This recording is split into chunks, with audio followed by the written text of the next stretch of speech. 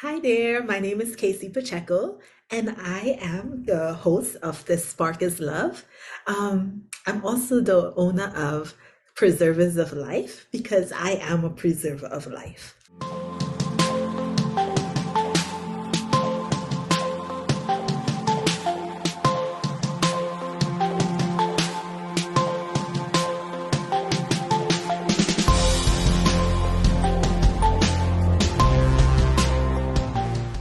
So today I am going to talk about I'm making a very important pivot in my in what I talk about. So in my previous videos, I've talked a lot about healthcare. I've talked even a lot of scientific explorations as far as moving from the central nervous system to the parasympathetic nervous system, resting and relaxing.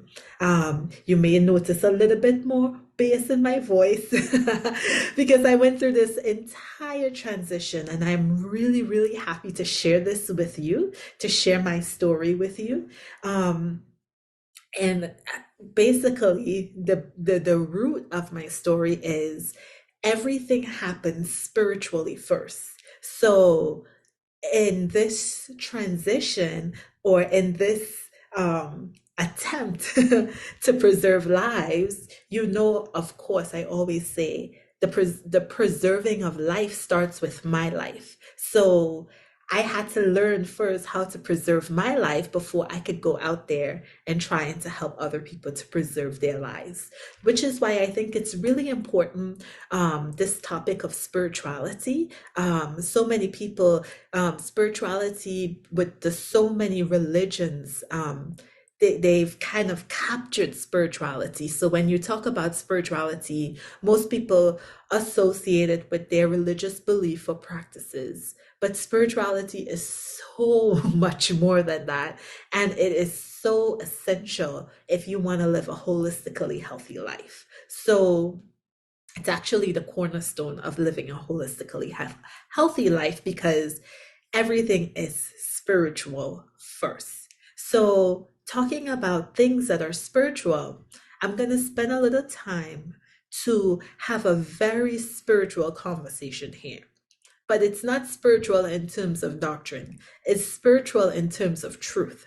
So, a lot of people, when it comes to religion, a lot of people are arguing over things that it does not matter. And why I say it does not matter is because things of the spirit is supposed to grow you. It's supposed to make you whole, grow, mature until you become whole or integer or perfect. Keep your integrity. And a lot of times, people who are in that religious space, their arguments does not bring to the completion of the human being. So my purpose here is first of all to start off with rejecting lies. And sometimes we think that there are little lies, but there aren't little lies. Scripture says you will know the truth and the truth will set you free. So in order to live a free, healthy life, we need to identify lies, and then we need to verbally reject it because there is power in the word. Okay, so I wrote down a couple things I wanted to share today, a couple lies that they get past us and we just maybe we don't pay enough attention to it, but we should. Okay, and this is very important. I have prayed over this. I really hope that you accept it and you receive it with the same spirit that my heart intends to give it to you, because this is all out of a space and a place of love. Okay, so the first lie, that is very, very important to your health and well-being, is that there is a saying that words and your words and your personal thoughts doesn't really matter. So sometimes we are harboring lies in our head. We're not good enough, we can't do this, we messed up, life is all over. Like, I don't even want to speak of these things, but I have to mention it because We walk around thinking, oh, this is okay. This is my thoughts. Nobody else is hearing it. But some of the things that we think of, if we have to tell somebody else it would make them very upset. They would not like us. So what makes us think that we could tell ourselves this? We could run this negative record and our bodies say, "Hey, I'm just gonna be a-okay. We're just gonna move on with life." Sometimes our thoughts about ourselves, our thoughts about the qualities of who we are and how we should operate in this world. We're coming from years of trauma, traumatized parents, traumatized grandparents. So sometimes the thoughts about life and the way we operate in life is not correct.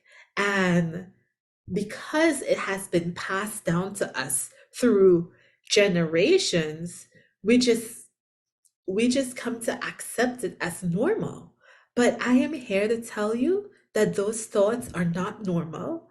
And you know when you get these thoughts, then your brain starts spiraling and downward, right? These are demonic thoughts. These are thoughts that bring and introduce illness and disease within your life, and you need to reject them. But before you reject them, you need to identify them. So when you are having a rough day, when you are having a hard day, what you need to do is write down how you're feeling. Don't try to make it right or wrong. Just write down or verbalize how you're feeling. Like, for instance, you wake up and you say, I feel as though I am a failure, right? What we do is we go around and we don't identify these thoughts. And then they bring a very negative response within our body. So you need to identify it and say, this is how I feel. And then you need to reject it and say that this is not the truth. I am not a failure. This is how I feel, but this is not who I am, right? Now, um, another lie is that we're not important or we're not significant. Now, this is something that I really notice. This hides in what I call fake humility. And you see it, try to pay somebody a compliment, right? You say, "Oh, you look so beautiful.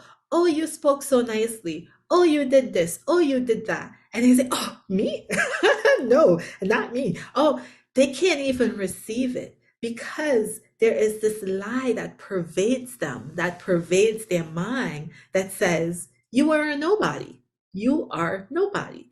And it could have been from childhood, it could have been from abuse, it could have been from, kids could be mean, right? So it could be from kids, some adults, that's what their parents told them, that's what they heard growing up. And I know, for me personally, I didn't really pay attention to what I did to combat these negative words. But if you look at the English language, right, when you start to learn how to speak, right, and you start to learn how to read and write, they call that spelling, right? So you can cast a spell basically on yourself. And I didn't know all of this information. Thank you, Ralph Smart out there, for sharing some light. But I didn't know all of this information. And I remember growing up that my mom would say things about me and my life. And I would sit down because I always like reading the Bible. I would sit down and I would say, this is not true. Because I was literally reading the Bible and God is saying something about me and the type of person that I am. But because of her programming, she would say something about me. So she would say it about me and my sister. She would speak things like, like, I can't even, sometimes I don't even want to acknowledge it because I can't believe my own mother said this about me. But she would say things like, you would never get a husband, you would never, your life would never amount to anything because you're so dirty, or you're so lazy, or you're so um just, you guys are so stubborn, or like whatever it is that irritated her, or whatever it is we didn't she wanted us to do and we weren't doing at the time. She would actually not just speak it right here and say, okay, your room is a little messy, which it sometimes was, and most times was, because it still is sometimes. I'm not saying that she was lying, but instead of just speaking into the right here and right now, she would speak and she would say, oh my gosh, your room is always messy, and this is why you will never get a husband, or this is why you will never succeed in life, or this is why you will never be amount to anything. And and as she say those words, I remember clutching. I love Proverbs, and I remember clutching to my Bible and saying, that is a lie. And I do not accept it, and I do not believe it. And I did not realize in that moment, in that time, just how powerful words are. Because some people, the things that was said to them growing up, they believe it and they internalized it. And maybe in the moment they fought up about against it, but in the moment, those words became their reality and they are living that. So even as adults, they to this day still feel as though they're insignificant. It does not matter. The things they do is not important. They still have this belief. And so Holy Spirit moved with me and said, Casey, your rising to have a successful life is not just it's not common. It's not common. The things that people speak over your life was supposed to happen. And because you chose not to accept it, it did not become your reality. That's the secret. And this is a secret I'm sharing with you. Now we'll talk about that and how it played into COVID-19. But I want to keep on with these lies because I wrote a couple down, because a lot of people really believe this and it's not true. Um, we need millions to make a change. Whether that means millions of dollars, millions of influence, millions of people, right? We need, in order for change to happen, there is this lie that we need millions, right? And that, I'm telling you today, is simply not the truth. You know, even as a nurse, I tell you, I have seen people where they think, oh, I need millions of cells to act a certain way for me to profess healing onto my life. And that is not the truth. You don't need millions to make a change. You need one. You one can make the change. One person, one cell, one thought, one idea, one. One is all that is needed to make a change. If you wake up in the morning and you say you have a flood, an influx of negativity and negative thoughts, and you say, oh my gosh, I just so, like, and you feel like you need all of this stuff to happen and to go your way in order to make a change, you need one thought to make a change. One thing. You could say one thing to yourself and change the entire trajectory of your day. And this one idea is not just for the positive, but it's also for the negative, right? So just one. You don't need millions, you just need one, right? Nelson Mandela, he was one man, right? Hitler, he was one man, right? So you just need one to make a change. Reject that lie, okay?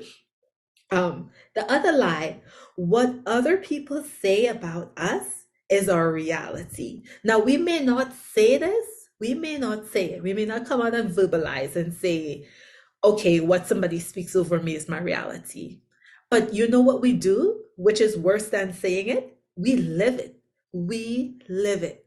So, for instance, I remember sometimes people would give you labels, right? Like you're the bad one, or you're the sassy one, or you're the you're the feisty one, like whatever, and people use explicits and whatever. But whatever, you're the help, whatever people label you, right? If you really are honest within yourself, sometimes people start calling themselves by the labels that other people give to them.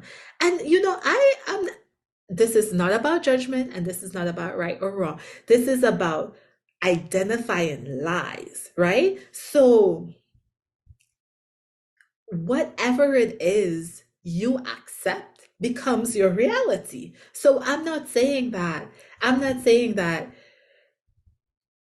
they should label you or they shouldn't label you. That this is not what this thought is about. This thought that I'm saying is the power of choice.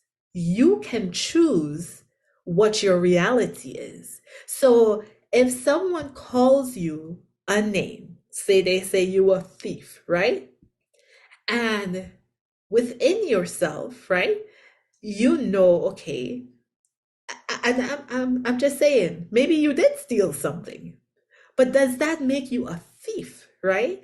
The scriptures say that a man will steal a piece of bread for his own soul, right? So, sometimes people are going through circumstances and it leads them to take certain actions. But does that make them a thief, right? So I'm just saying, right? Be careful with what other people speak into your life, because only you have the option to accept that reality. So I was looking at my life and I said, but Casey, why are you getting sick? I don't understand this.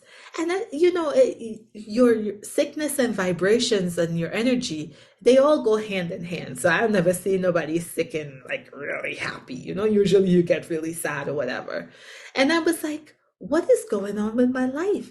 And I realized that so coming out of a religious context and coming out of the religious world, when you say in the I was raised as one of Jehovah's Witnesses, so when you say I don't agree, you bring in a lot of problems. And when you start saying, hey, this is not what God is telling me, this is what God is telling me, then they give you a label, apostate. Now the word apostate emanates from the Greek word, right? And it literally means runaway slave. So exactly exactly what they did to runaway slaves is what they do to apostates, right? So they disconnected, you get cut off from literally society. It's almost like you're a blasphemer and nobody wants to talk to you, they're running in the next direction. And this is something that a label that they put onto you. And I had to stop and I say, oh, maybe I am a runaway slave, Power to Harriet Tubman, But then I really had to stop it. I had to stop myself and I thought, no, I am not a runaway slave. I only am a runaway slave if they were my master. And they were not my master. I have been absolutely, I mean, so faithful to my master. The scriptures say, they follow Jesus wherever he goes. Well, I tell you, sometimes where Jesus goes is a hard place to go. Sometimes I'm like, I don't know if I want to follow you there, Jesus, like, because the crowds are not going, but that is a lie, because if they are not my master, then I did not run away, right? I did not oppose God. I just opposed these men. So I had to think, these men my God? Or is God my God? And is God still working with me? Yes, he is still working with me, and things are going well, and he has his kingdom, and I am part of it, and all of this. wonderful stuff is happening. And then in the back of my brain, are all these, I would say, invocations or thoughts, speaking thoughts to my life, that was not the truth. And this was very, very powerful for me to identify and capture. And this is why I'm sharing it today with you, because the words that people say has so much power if you accept it. And there is where choice is. You can choose not to accept what people have to say. You could choose for it not to be your reality. And I share my experience being one of Jehovah's Witnesses because out of the many religions in the world, they really have a grasp on the power of the word of words, and this is a power for good, and it's also a power for evil. So the power for good is really amazing because they say the word, and in the most impossible circumstances, you have kingdom halls being built, you have relief work happening, you have articles published, movies published. Oh, I mean, deep research into scripture. Like you have all these things happening because someone used their words, right? And usually the authority, governing body, yeah, they use their words, right, to create this change happening. You have 8 million people coming together with this sense of trust and unity, right? That's a lot of power, right? But you think about it, the same word when spoken against you has power to now isolate you, where literally your world shuts down. And that's where you find people commit suicide, because their word created a form of reality for people. And when you're no longer in that reality, people kill themselves, right? So this is why I'm sharing this, because even though that's in a religious context, you have that happening in families, whether you have a matriarchal family. So if your mom's word is law, and that has always been, she could be dead for years, but whatever she's saying could still be your reality, or patriarchal society, or community where grandma's words. Like, I'm just sharing with you the power of words, and the power is not in the person who spoke the words, but the power is in you and your accepting of the word. Okay? So let me continue. Another lie. Our thoughts and words don't affect how we feel. That's a lie. So a lot of people are worried, all this illness, all this disease, so many people are getting cancers, all of this. There is a disconnect, and it has been done years ago, where you if you go to the hospital and you say, oh my gosh, I have problems with my stomach, they're not going to ask you, well, what thoughts were you thinking? If you say, oh my gosh, I have an ulcer, oh my gosh, I have, blood or cough or whatever, they're not going to say, oh my gosh, so what was your thought process like? What's your stress level like? No, no, no, no, no, no. They're not going to say that. They're going to say, okay, we have to take a look. We have to draw some labs. We have to find out what's going on, right? So there's this big disconnect between the physical body and the mental body, right? But there is a lot of scientific research to show that our thoughts have a very, very big, big, big, big, big part to do with our physical manifestations, right? So usually when people think back to when they got sick, right? If they think about what was happening in their lives and the thoughts that they were thinking, the majority of times it is negative, right? And a lot of times, if I could extrapolate on that, it's not just negative, but it is Lies, lies. So you're holding beliefs. I'm not good enough. I can't do this. All these negative lies you're holding within your body. Why won't the body get sick? Right? I don't want to hold, if someone who says lies and is negative is in my house, I don't want them to stay. So the body, you have all these autoimmune. Like, what is autoimmune? Your body is attacking itself, right? It says, I don't want to live with these thoughts anymore, right? So I'm here to raise awareness and consciousness that what you think and how you feel is very, very much related, right? So if you're feeling bad, you really, really need to raise your vibration. You need to raise your energies. We could talk more about this on another episode, but it is important to realize the connection between the thoughts in your head and how you're feeling and manifesting physically. Okay. Next one I wrote down is that we are powerless over disease and diagnosis. And I will just stop it right there. So you hear people say, oh, they're so sad, they're so devastated, the doctors gave them this disease or this diagnosis, or, they're sick, or, something is happening in their life. And, or even, somebody says, oh my gosh, this bad thing is happening to you. Oh, too bad for you. Isn't your life terrible? I am here to tell you this is how powerful you are. You could choose to accept or you could choose to reject. And, I am a believer. I have read the scriptures, and the scriptures talks about let those who are sick, go to the elders, and that the words and the prayers that they say over them will heal them, right? And they say, oh man, that's not literal. That's not. People say that because they don't have the power.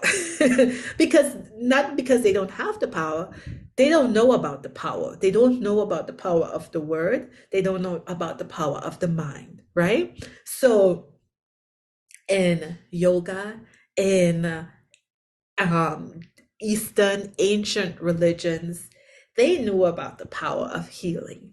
And today, not many people walk around and call themselves a healer, but there is a lot of power.